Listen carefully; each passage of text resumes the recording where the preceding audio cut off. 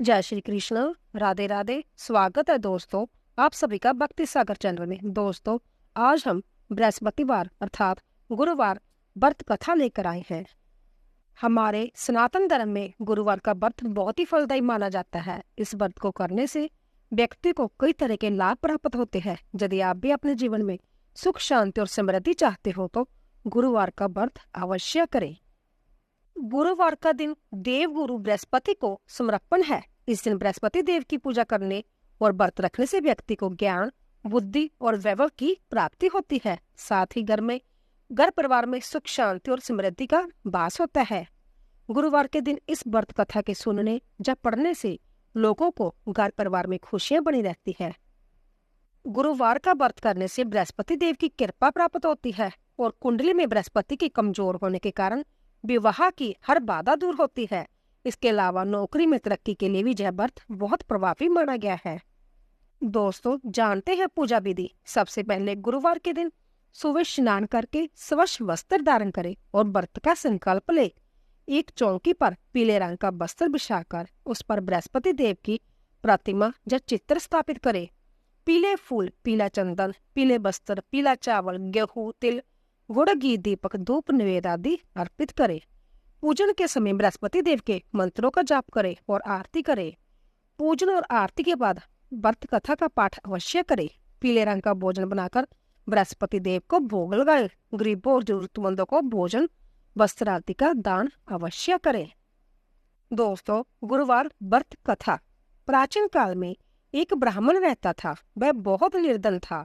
उसकी कोई संतान नहीं थी। उसकी पत्नी बहुत मलिनता के साथ रहती थी। वह स्नान भी ना करती थी और किसी देवता का पूजन ना करती। इससे ब्राह्मण देवता बड़े दुखी थे। बेचारे बहुत कुछ कहते थे किंतु उसका कुछ परिणाम ना निकला। भगवान की कृपा से ब्राह्मण की पत्नी के कन्या रूपी रत्न पैदा हुआ। कन्या बड़ी होने पर सुबह स्नान करके विष्णु भगवान का जाप व बृहस्पतिवार का व्रत करने लगी। अपने पूजन पाठ को समाप्त करके विद्यालय जाती तो अपनी मुट्ठी में जौ भर के ले जाती और पाठशाला के मार्ग में डालती जाती। तब जब जौ स्वर्ण के हो जाते लौटते समय उनके बीन कर घर ले आती थी। एक दिन वह बालिका सूप में उस सोने की जौ को फटक कर साफ कर रही थी कि उसके पिता ने देख लिया और कहा कि हे बेटी, सोने के जौ के लिए सोने का सूप होना चाहिए। दूसरे दिन बृहस्पतिवार था। इस कन्या ने व्रत रखा और बृहस्पति देव से प्रार्थना करके कहा कि मैंने आपकी पूजा सच्चे मन से की हो तो मेरे लिए सोने का सूप दे दो। बृहस्पति देव ने उसकी प्रार्थना स्वीकार कर ली। रोजाना की तरह वह कन्या जौ फैलाती हुई जाने लगी। जब लौटकर जौ बीन रही थी तो बृहस्पति देव की कृपा से सोने का सूप मिला। उसे वह घर ले आई और उसमें जौ साफ करने लगी, परंतु उसकी माँ का वही ढंग रहा। एक दिन की बात है कि वह कन्या सोने के सूप में जौ साफ कर रही थी। उस समय उस शहर का राजपुत्र वहां से होकर निकला। इस कन्या के रूप में और कार्य को देखकर मोहित हो गया तथा अपने घर आकर भोजन तथा जल त्याग कर उदास होकर लेट गया। राजा को इस बात का पता लगा तो अपने प्रधानमंत्री के साथ उसके पास गए और बोले, हे बेटा, तुम्हें किस बात का कष्ट है? किसी ने अपमान किया है अथवा और कारण हो सो कहो, मैं वही कार्य करूंगा जिससे तुम्हें प्रसन्नता हो। अपने पिता की राजकुमार ने बातें सुनी तो वह बोला, मुझे आपकी कृपा से किसी बात का दुख नहीं है। किसी ने मेरा अपमान नहीं किया है, परंतु मैं उस लड़की से विवाह करना चाहता हूँ जो सोने के सूप में जो साफ कर रही थी। जय सुनकर राजा आश्चर्य में पड़ गया और बोला कि हे बेटा, इस तरह की कन्या का पता तुम ही लगाओ। मैं उसके साथ तेरा विवाह अवश्य ही करवा दूंगा। राजकुमार ने उस लड़की के घर का पता बतलाया। तब मंत्री उस लड़की के घर गए और ब्राह्मण देवता को सभी हाल बतलाया। ब्राह्मण देवता राजकुमार के साथ अपनी कन्या का विवाह करने के लिए तैयार हो गए तथा विधि विधान के अनुसार ब्राह्मण की कन्या का विवाह राजकुमार के साथ हो गया। कन्या के घर से जाते ही पहले की भांति उस ब्राह्मण देवता के घर में गरीबी का निवास हो गया। अब भोजन के लिए भी अन्न बड़ी मुश्किल से मिलता था। एक दिन दुखी होकर ब्राह्मण देवता अपनी पुत्री के पास गए। बेटी ने पिता की दुखी अवस्था को देखा और अपनी माँ का हाल पूछा। तब ब्राह्मण ने भी सभी हाल कहा। कन्या ने बहुत सा धन देकर अपने पिता को विदा किया। इस तरह ब्राह्मण का कुछ समय सुखपूर्वक व्यतीत हुआ। कुछ दिन बाद फिर वही हाल हो गया। ब्राह्मण फिर अपनी कन्या के जहाँ आया और सारा हाल कहा तो लड़की बोली कि हे पिताजी, आप माता जी को जहाँ ले आओ, मैं उसे विधि बता दूंगी जिससे गरीबी दूर हो जाए। वह ब्राह्मण देवता अपनी स्त्री को साथ लेकर पहुंचे तो अपनी माँ को समझाने लगी, हे माँ, तुम प्रातःकाल प्रथम स्नान आदि करके विष्णु भगवान का पूजन करो तो सब दरिद्रता दूर हो जाएगी। परंतु उसकी माँ ने एक भी बात नहीं मानी और प्रातःकाल उठकर अपनी पुत्री के बच्चों की जूठन को खा लिया। इससे उसकी पुत्री को भी बहुत गुस्सा आया और एक रात को कोठरी से सभी सामान निकाल दिया और अपनी माँ को उसमें बंद कर दिया। प्रातःकाल उसे निकाला तथा स्नान आदि करा के पाठ करवाया तो उसकी माँ की बुद्धि ठीक हो गई और फिर प्रत्येक बृहस्पतिवार को व्रत रखने लगी। इस व्रत के प्रभाव से उसके माँ बाप बहुत ही धनवान और पुत्रवान हो गए और बृहस्पति देव के प्रभाव से इस लोक के सुख भोग कर स्वर्ग को प्राप्त हुए। बोलिए बृहस्पति देव की जय। दोस्तों, गुरुवार व्रत की एक अन्य कथा के अनुसार गुरुवार का व्रत करने से बृहस्पति देवता प्रसन्न होते हैं। यह व्रत अंत्यत फलदायी है। अग्नि पुराण के अनुसार अनुराधा नक्षत्र युक्त गुरुवार से आरंभ करके 7 गुरुवार व्रत करने से बृहस्पति ग्रह की हर पीड़ा से मुक्ति मिल जाती है। बृहस्पति व्रत कथा प्राचीन समय की बात है। एक नगर में एक बड़ा व्यापारी रहता था। वह जहाजों में माल लदवा कर दूसरे देशों में भेजा करता था। वह जिस प्रकार अधिक धन कमाता था उसी प्रकार जी खोलकर दान भी करता था। परंतु उसकी पत्नी अंत्य कंजूस थी। वह किसी को एक दमड़ी भी नहीं देती थी। एक बार सेठ जब दूसरे देश व्यापार करने गया तो पीछे से बृहस्पति देव ने साधु वेश में उसकी पत्नी से भिक्षा मांगी। व्यापारी की पत्नी बृहस्पति देव से बोली, हे साधु महाराज, मैं इस दान और पुण्य से तंग आ गई हूँ। आप कोई ऐसा उपाय बताइए जिससे मेरा सारा धन नष्ट हो जाए और मैं आराम से रह सकूं।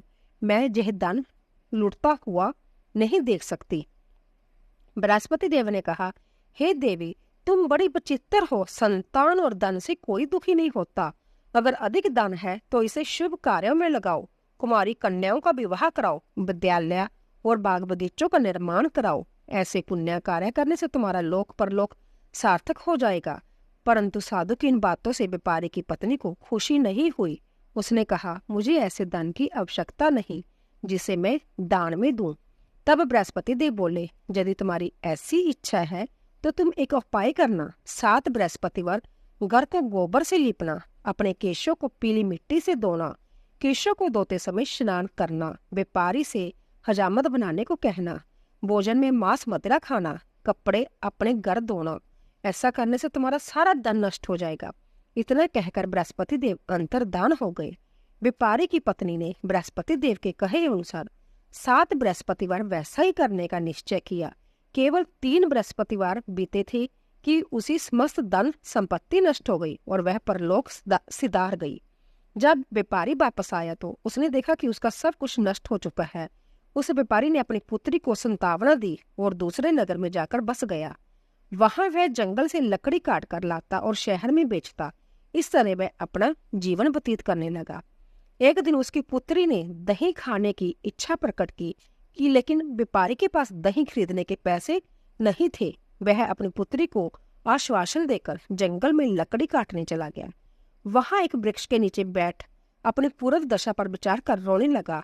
उस दिन बृहस्पतिवार था। तभी वहां बृहस्पति देव साधु के रूप में सेठ के पास आई और बोले, हे मनुष्य, तू इस जंगल में किस चिंता में बैठा है? तब व्यापारी बोला, हे महाराज, आप सब कुछ जानते हैं। इतना कहकर व्यापारी अपनी कहानी सुनाकर रो पड़ा।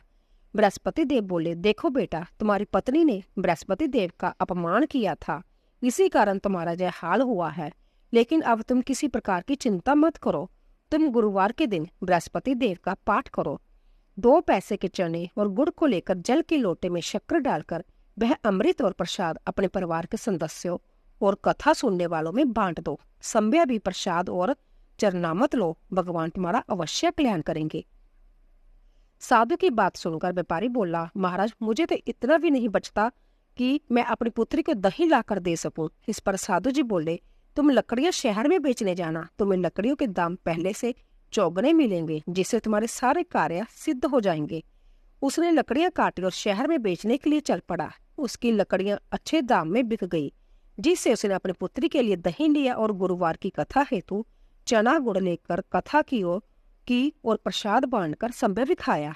उसी दिन से उसकी सभी कठिनाइयां दूर होने लगी, परंतु अगले बृहस्पतिवार को वह कथा करना भूल गया। अगले दिन वहां के राजा ने एक बड़े यज्ञ का आयोजन कर पूरे नगर के लोगों के लिए भोज का आयोजन किया था। राजा की आज्ञा अनुसार पूरा नगर राजा के महल में भोज करने गया, लेकिन व्यापारी व उसकी पुत्री तनिक विलंब से पहुंचे। अंत्य उन दोनों को राजा ने महल में ले जाकर भोजन करवाया। जब वे दोनों लौटकर आए तब रानी ने देखा कि उसका खूंटी पर टंगा हार गायब है। रानी को व्यापारी और उसकी पुत्री पर संदेह हुआ कि उसका हार उन दोनों ने ही चुराया है। राजा की आज्ञा से उन दोनों को कारावास की कोठरी में कैद कर दिया गया। कैद में पड़कर दोनों अत्यंत दुखी हुए। वहां उन्होंने बृहस्पति देवता का स्मरण किया। बृहस्पति देव ने प्रकट होकर व्यापारी को उसकी भूल का आभास कराया और उन्हें सलाह दी कि गुरुवार के दिन कैद खाने के दरवाजे पर तुम्हें 2 पैसे मिलेंगे, उनसे तुम चने और मुनक्का मंगाकर विधि पूर्वक बृहस्पति देवता का पूजन करना, तुम्हारे सब दुख दूर हो जाएंगे। बृहस्पतिवार को कैद खाने के द्वार पर उन्हें 2 पैसे मिले। बाहर सड़क पर एक स्त्री जा रही थी। व्यापारी ने उसे बुलाकर गुड़ और चने लाने को कहा। इस पर वह स्त्री बोली, मैं अपनी बहू के लिए गहने लेने जा रही हूँ, मेरे पास समय नहीं है। इतने कहकर वह चली गई। थोड़ी देर बाद वहां से एक और स्त्री निकली। व्यापारी ने उसे बुलाकर कहा, हे बहन, मुझे बृहस्पतिवार की कथा करनी है, तू मुझे 2 पैसे गुड़ चना ला दो। बृहस्पति देव का नाम सुनकर वह स्त्री बोली, भाई मैं तुम्हें अभी गुड़ चना लाकर देती हूँ। मेरा इकलौता पुत्र मर गया है, मैं उसके लिए कफन लेने जा रही थी, लेकिन मैं पहले तुम्हारा काम करूंगी, उसके बाद अपने पुत्र के लिए कफन लाऊंगी। वह स्त्री बाजार से व्यापारी के लिए गुड़ चना ले आई और संभव भी बृहस्पति देव की कथा सुनी। कथा के समाप्त होने पर वह स्त्री कफन लेकर अपने घर गई। घर पर लोग उसके पुत्र की लाश को राम नाम सत्य है कहते हुए शमशान को ले जाने की तैयारी कर रहे थे। स्त्री बोली, मुझे अपने लड़के का मुख देख लेने दो। अपने पुत्र का मुख देखकर उस स्त्री ने उसके मुंह में प्रसाद और चरणामृत डाला। प्रसाद और चरणामृत के प्रभाव से वह पुण्य जीवित हो गया। पहली स्त्री जिसने बृहस्पति देव का निरादर किया था, वह जब अपने पुत्र के विवाह हेतु पुत्र वधू के लिए गहने लेकर लौटी और जैसे ही उसका पुत्र घोड़ी पर बैठकर निकला, वैसे ही घोड़ी ने ऐसी उछाल मारी कि वह घोड़ी से गिरकर मर गया। यह देख स्त्री रो रो कर बृहस्पति देव से क्षमा याचना करने लगी। उस स्त्री की याचना से बृहस्पति देव साधु वेश में वहां पहुंचकर कहने लगे, देवी तुम्हें अधिक विलाप करने की आवश्यकता नहीं है, यह बृहस्पति देव का अनादर करने के कारण हुआ है। तुम वापिस जाकर मेरे भक्त से क्षमा मांगकर कथा सुनो, तब ही तुम्हारी मनोकामना पूर्ण होगी। जेल में जाकर उस स्त्री ने व्यापारी से माफी मांगी और कथा सुनी। कथा के उपरांत वह प्रसाद और चरणामृत लेकर अपने घर वापस गई। घर आकर उसने चरणामृत अपने मृत पुत्र के मुख में डाला। चरणामृत के प्रभाव से उसका पुत्र भी जीवित हो उठा।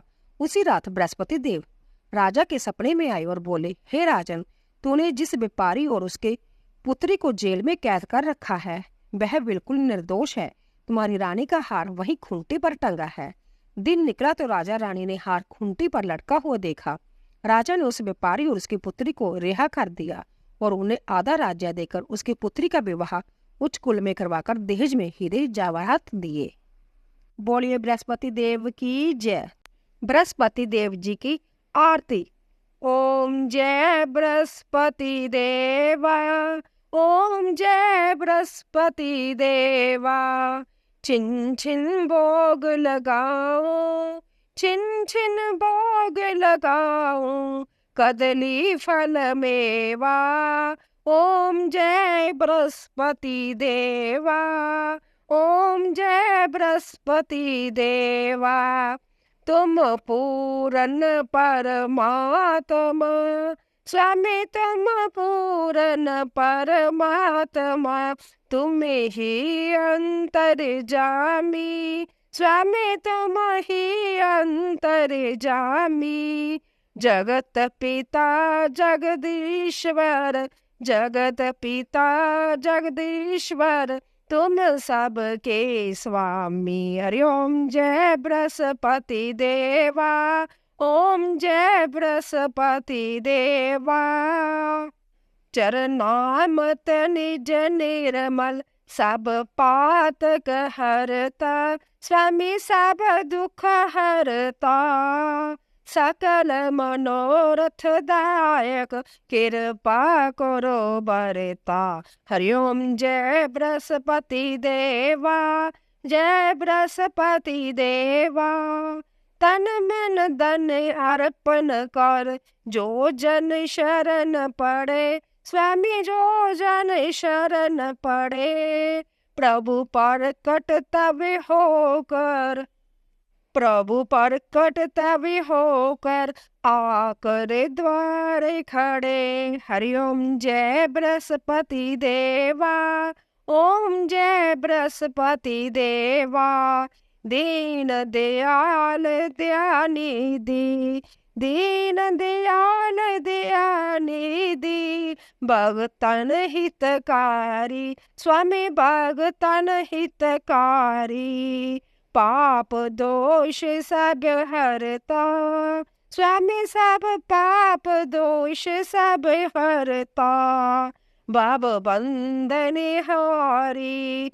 हरि ओम जय बृहस्पति देवा, ओम जय बृहस्पति देवा।